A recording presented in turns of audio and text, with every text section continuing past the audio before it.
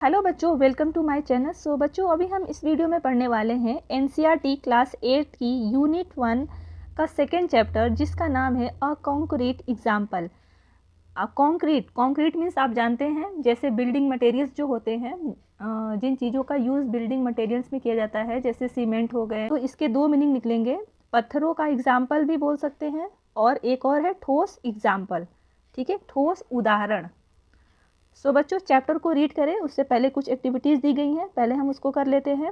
Read the name of items you usually find in a garden and right their names against each picture given below. ठीक है, picture नीचे दिए गए हैं और उन पिक्चरों के नाम आपको लिखने हैं। तो चलिए देखते हैं। Garden hose, sapling, hedge, flower bed, flower pot, pebbles, rockery, fence, vine and wheelbarrow. ठीक है, जो इस टाइप के। तो बच्चों, ये जो होते हैं ना, बुसेस की जो झाड़ियाँ होती हैं, उससे अगर हम बाउंड्री बनाते हैं तो उसको बोलते हैं हम हेज।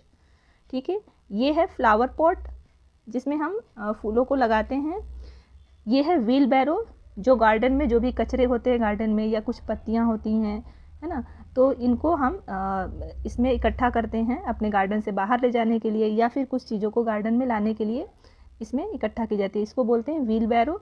ये है पेबल्स, छोटे छोटे पत्थर। सैपलिंग मीन्स होता है छोटा, बहुत ही जो नन्हा पौधा होता है जो अभी ग्रो करके निकलता है, तो उसको बोलते हैं sapling.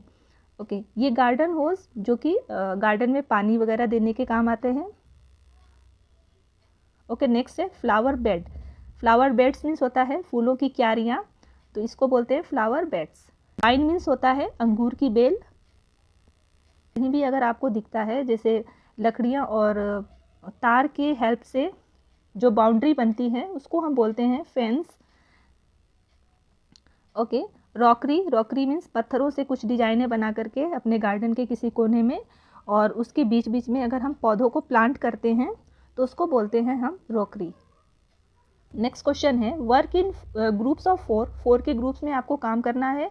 What kind of garden, आपको किस प्रकार का garden would you like to have, आप किस प्रकार के गार्डन को पसंद करेंगे, जो आपके पास होना चाहिए। मेंशन द फीचर, उस फीचर को मेंशन करना है। That you can include and the reason for your choice, आपको उन चीज़ों को इंक्लूड करना है जो चाहते हैं कि आपके गार्डन में हो, और उसका रीज़न भी बताना है कि आप क्यों इन चीज़ों को अपने गार्डन में चाहते हैं। शेयर योर आंसर, अपने आंसर को शेयर करिए with your classmates and teacher. जो भी आप चाहते हो कि आपके गार्डन में हो, तो आप उनको इसमें मेंशन कर सकते हैं इसके आंसर में। ओके, नेक्स्ट क्वेश्चन है, read the title of the poem, what comes to your mind. आप जो है टाइटल पढ़िए पोएम का, and what come your mind when you read the word concrete. जब आप कॉन्क्रीट पढ़ रहे हैं तो आपके माइंड में क्या आ रहा है। Does it have more than one meaning, हो सकता है कि इसके बहुत सारे मीनिंग आ रहे होंगे। शेयर योर आंसर, अपने आंसर को शेयर करना है योर क्लासमेट्स एंड टीचर के साथ। सो बच्चों, मैं अभी इस क्वेश्चन के आंसर को दे देती हूँ आपको।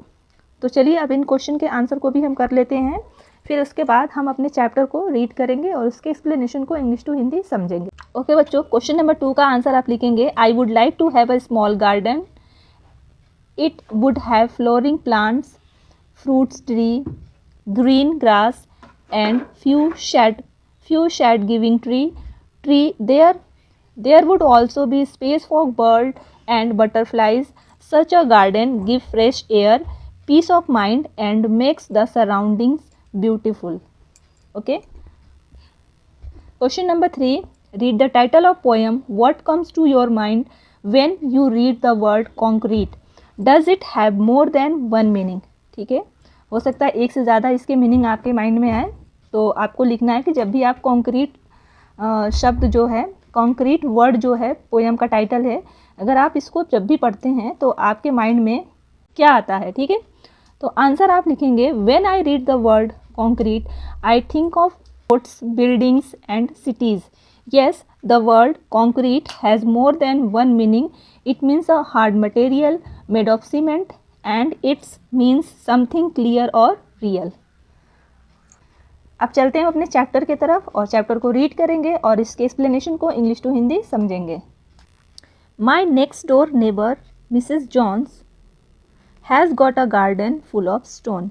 मेरे नेक्स्ट डोर नेबर मीन्स होता है पड़ोसी, मेरे जो बगल के पड़ोसी हैं मिसिस जॉन्स, उनके पास एक गार्डन है फुल ऑफ स्टोन्स, यानी कि पत्थरों से भरा हुआ एक गार्डन है।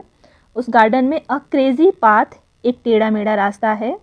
अ लिली पॉन्ड, एक लिली जो कि एक फ्लावर होता है उसका पॉन्ड है, तालाब है। A rockery and just beyond a sundial with a stranger device. Okay, rockery means होता है जब हम किसी कोने में पत्थरों से कुछ डिज़ाइन बना करके उसके बीच बीच में कुछ फ्लावर को प्लांट करते हैं तो उसको बोलते हैं रॉकरी। ठीक है, तो मिसिस जॉन्स के गार्डन में एक रॉकरी है एंड जस्ट बियॉन्ड, और जस्ट उसके आगे ही एक सन डायल है, यानी सूरज के हिसाब से टाइम बनाने वाला एक अजीब सा डिवाइस है। Which Mrs Johns think rather nice, जो मिसिस जॉन्स को बहुत ही अच्छा लगता है, बहुत ही प्यारा लगता है।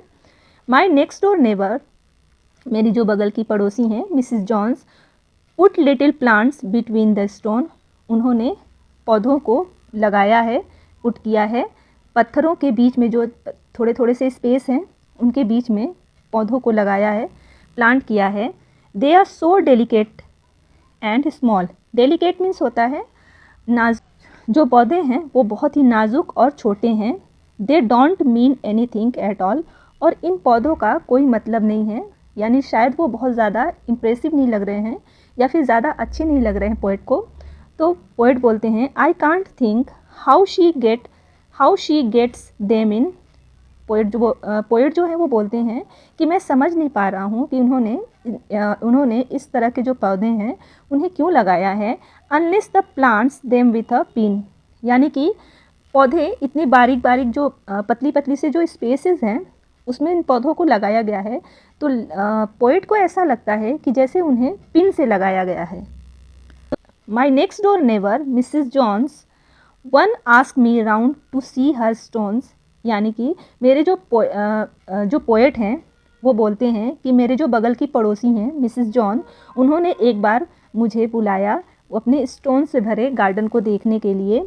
We stood and talk about a flower for quite a quarter an hour, यानी पोएट कहते हैं कि हम खड़े होकर के बातें करते रहें किसी फ्लावर के बारे में, किसी फूल के बारे में, for quite a quarter of N hour, यानी कि क्वार्टर ऑफ एन आवर का मतलब है 15 मिनट, है ना। तो जो पोएट हैं वो बोलते हैं कि हम किसी फ्लावर के बारे में 15 मिनट तक बातें करते रहें।